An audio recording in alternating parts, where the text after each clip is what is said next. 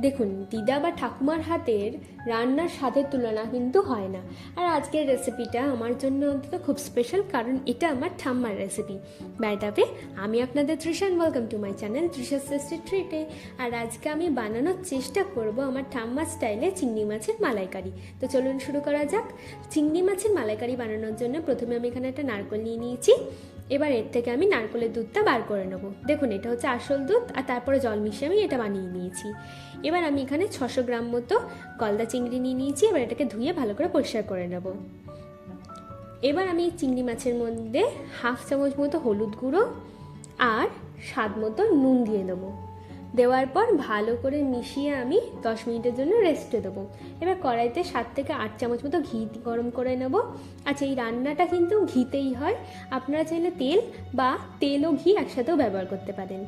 এবার মাছগুলোকে একটা একটা করে আমি ঘিয়ের মধ্যে দিয়ে ভালো করে ভেজে নেব। আচ্ছা, এটাকে কিন্তু বেশি ভাজবেন না, তাহলে মাছটা শক্ত হয়ে যাবে। এবার এগুলোকে আমি তুলে নিচ্ছি একটা একটা করে, আর বাকিগুলো সেম প্রসেসে ভেজে নেব। এবার ওই ঘিয়ের মধ্যেই আমি দারচিনি, 2টো লবঙ্গ, 4টে এলাচ, 3টে শুকনো লঙ্কা, 2টো তেজপাতা দিয়ে ভালো করে মিশিয়ে নিচ্ছি। এবার ওর মধ্যে আমি 2টো পেঁয়াজের কুচি দিয়ে দিচ্ছি আর দিয়ে ভালো করে ভেজে নেব।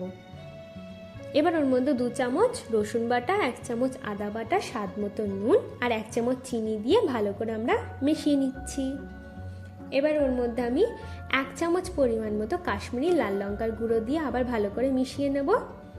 এবার অল্প একটু জল দিয়ে দেবো, যাতে আমাদের মশলাটা পুড়ে না যায়। দেখুন, আমাদের মশলাটা ভালো করে কষানো হয়ে গেছে।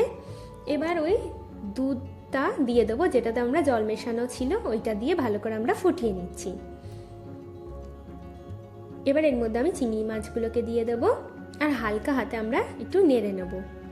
এবার এর মধ্যে আমি আবার একটু স্বাদ মতো চিনি আর নুন দিয়ে দিচ্ছি। আপনারা টেস্ট করে তারপরে অ্যাড করবেন। এবার আমি আসল নারকেলের দুধটা দিয়ে দিচ্ছি, দিয়ে ভালো করে মিশিয়ে ফুটিয়ে নেব।